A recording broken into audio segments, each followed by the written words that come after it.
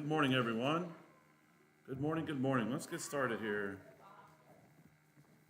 This morning, we're looking at Hebrews chapter 2, right? Remember last week we talked about the first chapter and how that first 4 verses of Hebrews are actually one long sentence in the Greek. And it's that sentence serves to show us a portrait of where we're going. And that portrait is of Jesus throughout the book. He's going to be made up of different pictures. We have Christ the revealer. He's revealing this new word from God. We have Christ the Redeemer. Right? We saw that in last week, right? Where we saw part of that picture that Jesus shows us that Jesus is superior to the angels because he became human, because he is God made human, lower than the angels. He therefore is superior to the angels. But what kind of human was he, right? Was he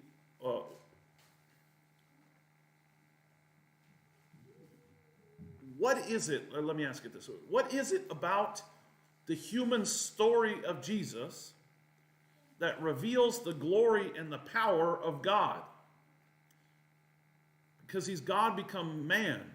What does that tell us?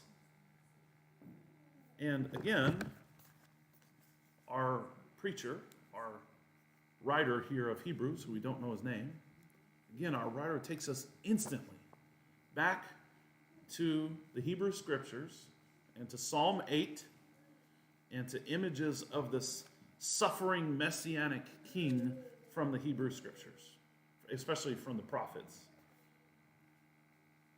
What is it, though, that is so formative?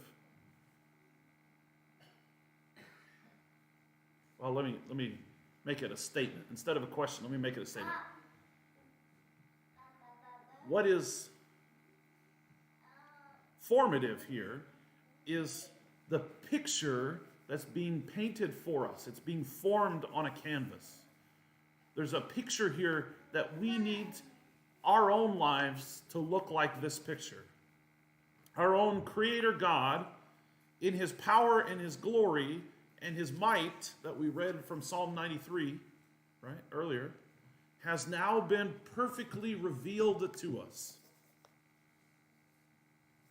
And that glory and that power and that might looks like Jesus giving up his power and his glory and his might and his status to come and die as an act of love for us. That's a total inversion, right, of what the world tells us. So we have to look at our own lives. We have to look at our own value systems. And we have to critique those values, those cultural values, and ask, does my life conform to Jesus in this way or in every way? And if it doesn't, if it does not, why does it not? What is holding you back? Is it alcohol? Is it family? Is it politics? Is it sports? Is it love of money? The author is going to tell us that we now have an obligation to listen to the things that are being spoken to us by Jesus. There's a huge debt. There's an obligation to receive and obey this gospel message that was first delivered by Jesus and that was then confirmed by the apostles. So this is an outline of what we're going to be studying today. I can print this off. If you want a copy, just let me know, and I'll get that to you. So that's a verse-by-verse sort of outline. So the warning first is a warning. If we'll notice, almost every chapter or 2 chapters, we will have a message that this author is trying to write for us, and then we'll have a warning. And right now, we have a warning. And the warning has to do with salvation through Christ. And so the word therefore, anytime something starts off with the word therefore, you're going to get tired of hearing this, especially in Hebrews. You need to ask, what is the therefore? Therefore. Why is therefore being written there? And it always points to the back. It always points backwards. The word therefore forms a hinge. It's connecting itself to chapter 1. It's the connecting link between the conclusion that follows here in chapter 2, and all that was said back in chapter 1. So listen closely to the revelation that God has made to us through his only Son, Jesus. That's what this author is saying. And he's arguing that since this is such an indisputable fact that God has spoken to us by his Son who is himself heir of all things, the creator of all things, the upholder of all things, the brightness of the Father's glory, the radiance of the Father's glory, and the express image, the exact copy, remember last week we talked about that, of his essence. That word was character of his essence. The exact copy, because they used that word character when they made a copy of something. They took that metal and they put a stamp on it and they hammered it to make a coin. That was the character of the person. It's not the person themselves, right? It's a copy. It's the image, the exact copy of them. And the author here is arguing, since that's such an indisputable fact, that he spoke to us by his Son, who is this creator of all things, and since the Son himself is the one who atones for our guilt, he has all the attributes of God. All the attributes, all the divine attributes that are necessary to be called God. And he is therefore infinitely above the angels, but at the same time lower than them because he came to be man. So therefore, because he is so much greater than the angels, therefore, verse 1, we must pay much closer attention to what we have heard from the Father through Christ when we're talking about Jesus and his message. And so the next few verses then, verses 2, 3, and 4, are a positive approach. They're not a negative approach. They're not God standing behind you with a big stick just waiting to take you out every time you do something wrong. That's not the God that we're reading about here. For since the message declared by angels proved to be reliable, and every transgression or disobedience received a just retribution, how shall we escape if we neglected such a great salvation? Paul is saying there is a consequence. There is fire that is waiting. But he's not waiting just ready just to give it to us. This chapter is an empathetic approach, a sympathetic approach. How can God sympathize with us, though? Well, because he became man. Because he became man, he can empathize with us. He can sympathize with us. He's not waiting just to take us out. He was willing to give himself and his position up to come to us. And so that salvation was communicated to us. It was declared by the Lord at first, when we're talking about the Hebrew Scriptures. And then it was declared by Jesus as the gospel. It was preached by the apostles, by those who heard, verse 3. And then it was confirmed by Jesus with signs, with wonders, with miracles, with gifts of the Holy Spirit. Now, as we move on through the chapter here, verse 5, there's that word for again. This time it's not the word therefore, but just the word for. It acts in the same way. It connects the previous words.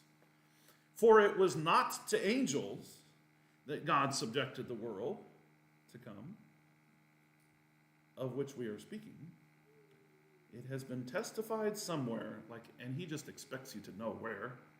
He's trying to be vague here, but he knows that this is a very famous psalm. What is man that you are mindful of him, or the Son of Man that you care for him? You have made him for a while a little lower than the angels, and you have crowned him with glory and honor, putting everything in subjection underneath his feet. That's what's the word I'm looking for? When something is opposite of what you say it is? Huh? Not sarcasm, but something like that. He just said he's lower than the angels, right? His status, because he's human. But suddenly he's over everything. Irony, yes, there we go. The irony is he's lower than the angels, but he has everything in subjection to him, even those angels who he's lower than. Right? And so I'm sure everyone this morning woke up and was wondering how this world is not subject to angels, right? That's everything that we learned in our life, and we just wonder about it all the time, right? And so if this seems a bit obscure or a bit weird that our Hebrew writer, the writer of Hebrews here, would begin like that, you're not alone. But there's actually something very profound that he's saying here, and I've hit on it several times already. It's important that we understand it and understand how we got here, that this writer felt the need to address it this way. The point here is that Jesus is different from all other forms of speaking, right?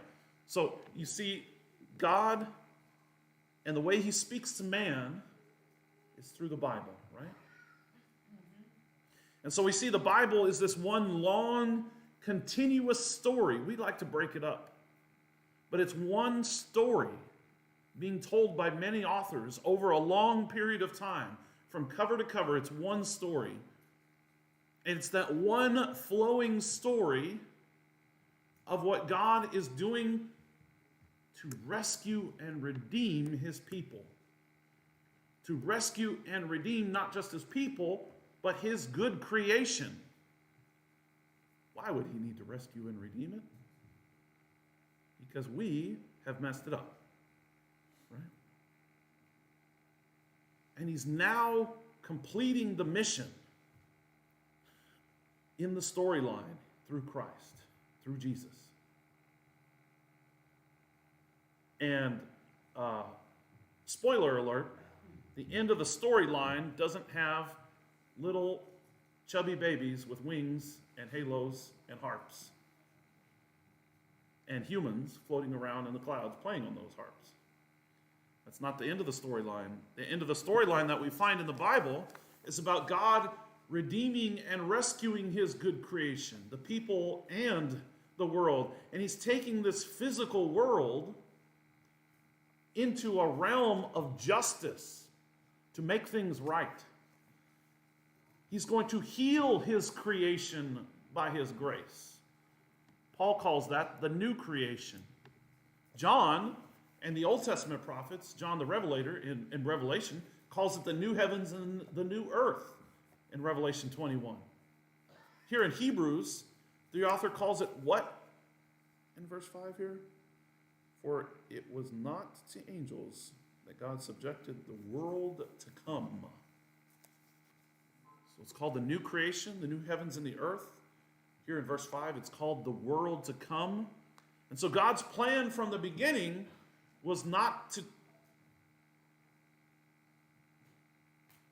take the world and then heal and redeem it and then hand it over to the angels. That's not what his plan was. That's what the author is telling us. God's plan was that his justice and his mercy would be worked out through humans, through human beings. And the author here quotes Psalm 8 to prove his point. So I read Psalm 8. Let me grab my Bible real quick. If you want to turn, though, over to Psalm 8, there's more to Psalm 8 than just what the author is quoting here. In fact, you won't find all of everything he's quoting here in some of our Bibles, because he's quoting from the Greek version of Psalm 8 that includes a couple extra words versus the Hebrew version, which brings up a whole nother conversation that we won't touch on now, but let me read some of Psalm 8.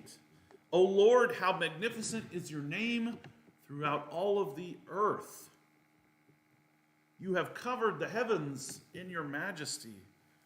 From the mouths of infants and nursing babes, you have established a stronghold on account of your adversaries in order to silence the enemy and the avenger.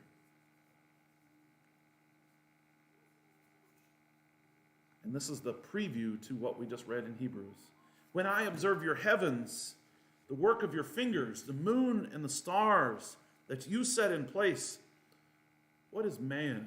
What is humans that you should remember them? The Son of Man that you should look after him. You made him a little less than, what does your Bible say? God. The word is Elohim there. Now, the Greek version says angels, made them a little less than the angels. The word there is Elohim, so a little less than spiritual beings. See, we have to remember that they viewed spiritual beings similar to stars in the sky, and they had a whole different worldview than we did. You crowned him with glory and honor. You made him ruler over the works of your hands. You put everything under his feet. I'm sure many of us can relate, right, to looking up at the sky, and we think for ourselves, what on earth am I doing here? Me, this little insignificant speck of dust. And this poet has some very similar ideas, right? This poet is reflecting on what, though? The very first pages of the Bible. This is what you and I are here for, he's saying. We are here for dominion and rule over God's good world. Who is man that you have made him for a little while lower than the angels? You have crowned him with glory and honor and put everything in subjection under his feet. He's talking about Jesus. But he's also talking about man and our role here on earth. This is what you and I are here for. We are here for dominion and rule over God's good creation. Let's read Genesis chapter 1 and verse 27 and 28 real quick.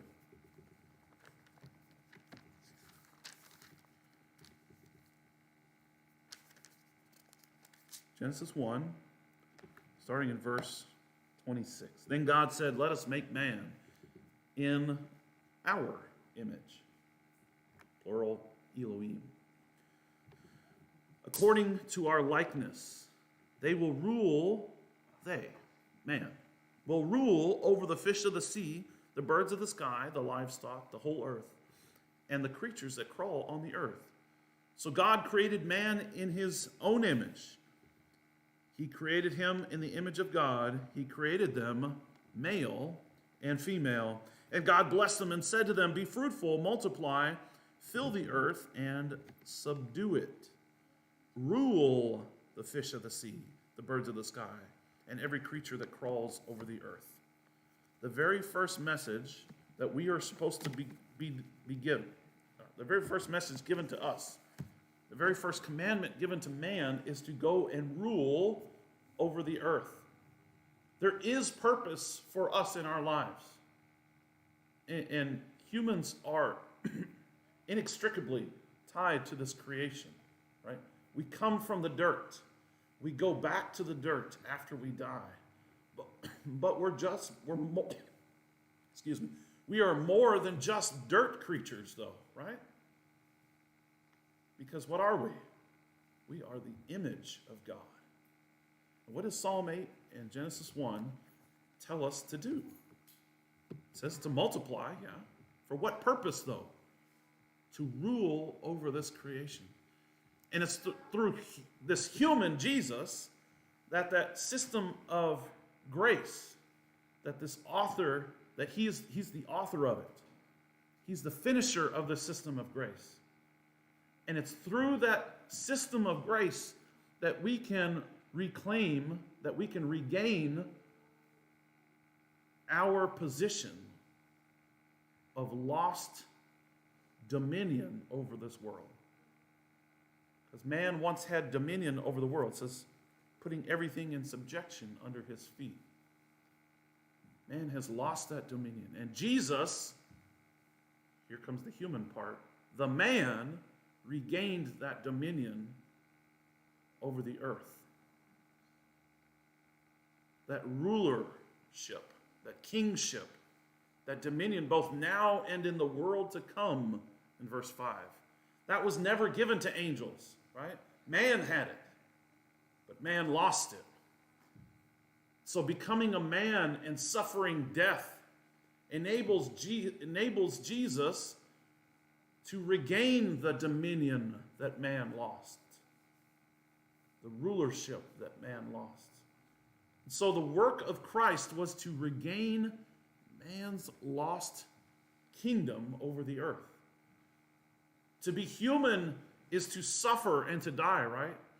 And Jesus was to taste death for everyone. That's verse 9. Now, putting everything in subjection to him, he left nothing outside of his control. This is Jesus now. At present, we do not see everything subjected to him. So he's ruler over some stuff right now, but the end of the world hasn't come. That's what the author's saying. But we see him who for a little while was made lower than the angels, namely Jesus, crowned with glory and honor because of the suffering of death, so that by the grace of God he might taste death for everyone. One of the main characteristics of being human, to be human, is to suffer and to die. Sort of what it means to be human is, one of the things is we know that we're suffering. Other animals might know that they're hurting, but they don't have the same sort of cognitive abilities that we do. We know what suffering is. We know what death is. Jesus was able to taste death for everyone. And by the grace of God,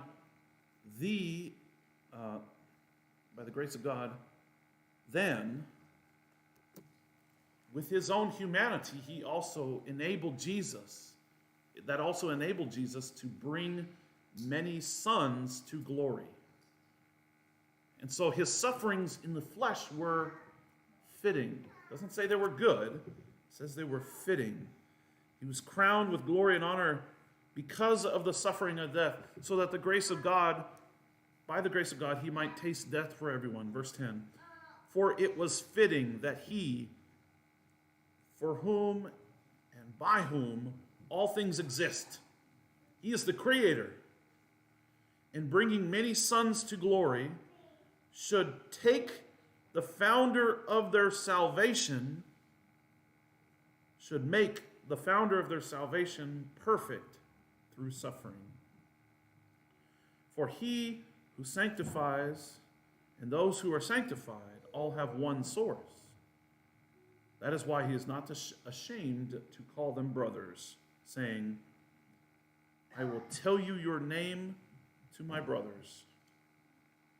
In the midst of the congregation, I will sing your praise. And again, he says, I will put my trust in him. And again, behold, I and the children God has given me. Since, therefore, the children share in flesh and blood, he himself likewise partook of the same things, that through death he might destroy the one who has power over death, that is, the devil. That he might destroy the one who has the power of death. Because he has power over death. So his sufferings enable him to bring many other sons to glory. God gave Jesus the task to bring us as the creation with him to glory. That's not in the clouds playing harps. That's into a new creation, being what he always intended for us to be. And Jesus' sufferings make him perfect for that task.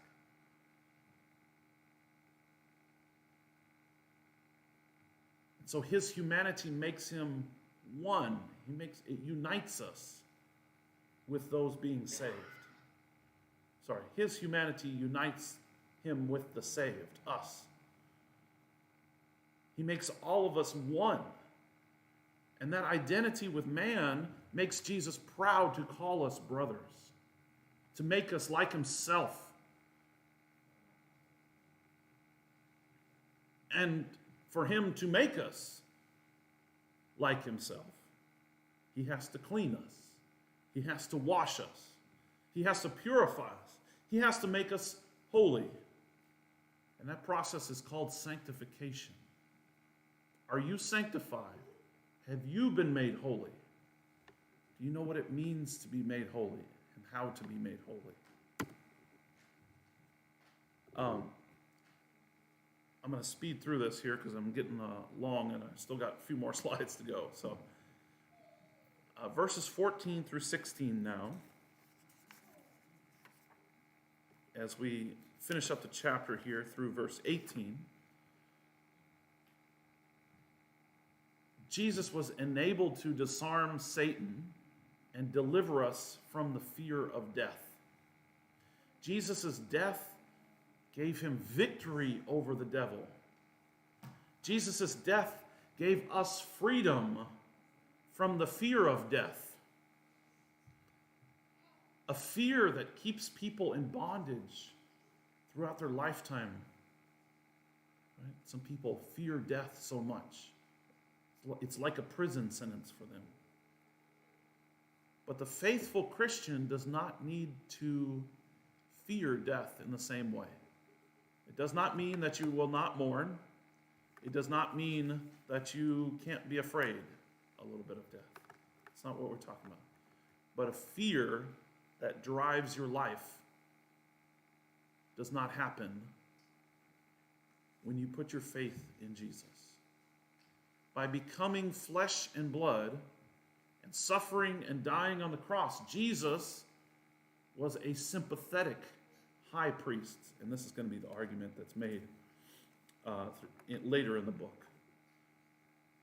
Because we have a merciful and a faithful high priest who makes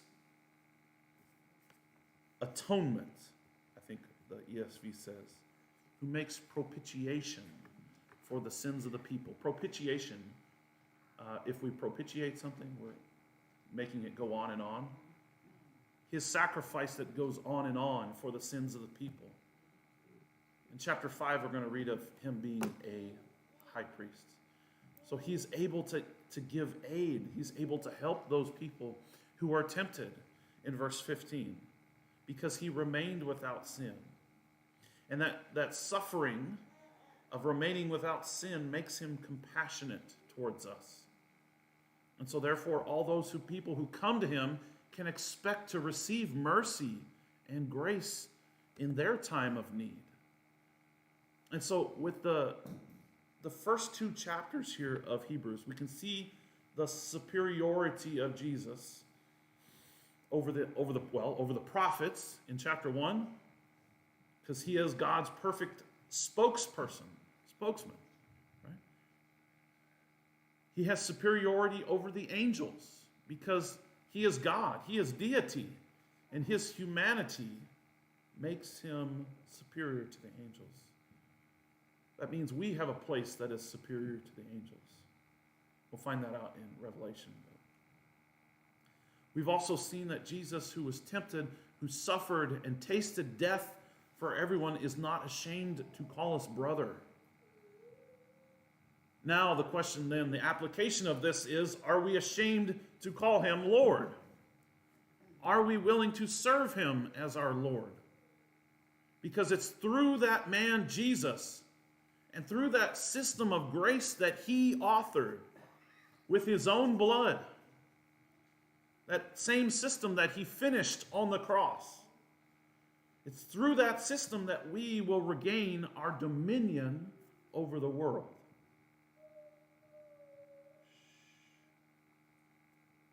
So let's stop for a second. Let's stop for a second for one last sort of meditation, especially from Psalm 8 and verse 8 here in Hebrews chapter 2. When you hear the words rule and dominion and power, do these things bring positive associations to our mind? Not so much usually. Dominion is a root word for dominate. Does that sound like a positive word in our vocabulary? No. So why does God give that power to us? Why does he want us to do that? If this doesn't have flowery associations with it. We cringe and we twitch at those words. Power and dominion and rule. Because something has gone terribly wrong in this story, the story of the Bible. Something has gone terribly wrong. Let me read verse 8. I guess I shouldn't have closed it.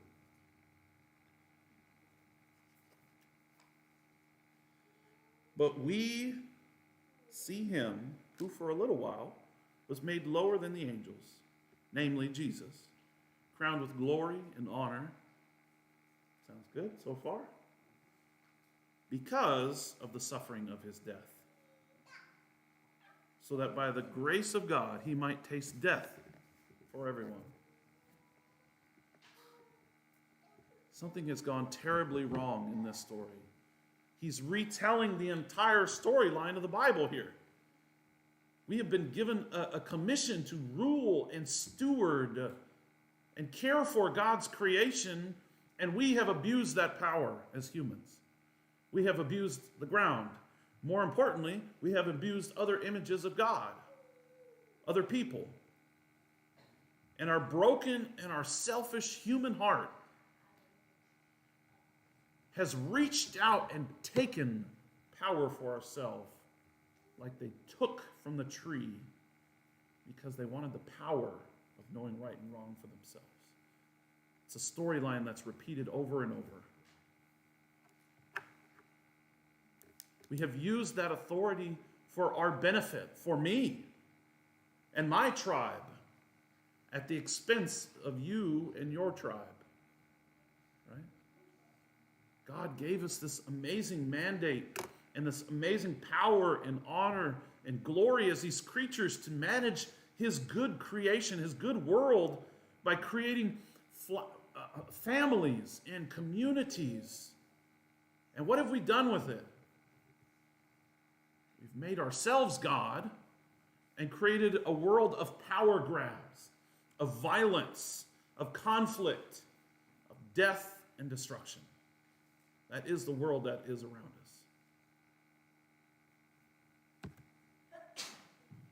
But the story of the Bible comes along and tells us that is not normal.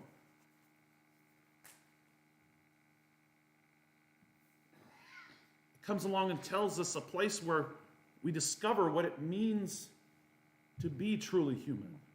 So if you've ever asked yourself that question, why am I here? What does it mean to be human? Read verse 8 again. Chapter 2. Let me read it again for the third or fourth time. But we see him who is made for a little while lower than the angels, namely Jesus, crowned with glory and honor because of the suffering of death, so that by the grace of God he might taste death for everyone. Now enters a new human, the human who is redefining and reclaiming our lost destiny. This human enters into a creation that is broken, that is rejecting God in his ways. And this new human comes and says something completely unexpected. He says, I'm going to love on these people. I created this system. They're destroying it. And I'm going to come and love on these people. He is the perfect example of what a human is. He's the perfect example of the glory and honor of humanity, of what it should be, that we're supposed to have for ourselves. And how does he show that glory and honor? By conquering his enemies with a sword, right? Or a gun, or a tank? No. He achieves that goal by suffering and death. He does it by dying for his enemies, by giving them grace. Right? We create a world of death because of our selfishness, because of our ego, because of our power grabbing. Right? And what does he do? Jesus comes along and he absorbs all those sufferings and consequences of our selfishness into his death on the cross. He lets all of those things do their worst to him. He lets them take him to the grave. But the good news is that he's not in the grave. Right? It's by his resurrection. He conquers the power of those actions, the power of that sin. It's by dying for his enemies, right, that he's able to defeat the enemy. This is what it means to be human. When you are ready to die for your enemy. This is the story of the gospel. The story is not, if you steal from me, I'm going to beat you up. And then I'm going to kill you, right? We think that's normal. That's normal in our society. But actually, what it means is to forgive your enemies, to lay down your life for them, to seek the well-being of your neighbor, the same one who stole your gas can last week. Right? That's what it means to be human. So the message this morning is, won't you come and become a part of that great new creation, that new humanity in the community that we're building here of the new humanity? Won't you put to death your old selfish person? Jonah, stop. Won't you put to death your old selfish person who's already dying today? You're one step closer to death than you were yesterday, right? But you can become a new creation today if you are ready to dedicate your life to Christ. If you're ready to dedicate your life to Jesus and put him on in baptism. Paul says in Romans chapter 6 that when you come up out of the water, you are a new creature, a new creation. And you can be a part of that new kingdom. That's the lesson from Hebrews chapter 2. Next week, we will look at Hebrews chapter 3 and so we looked at Jesus greater than the prophets, greater than the angels. Now Jesus is going to be greater than Moses in chapter 3. That's the lesson for this morning. We'll see you all next week. Have a good day.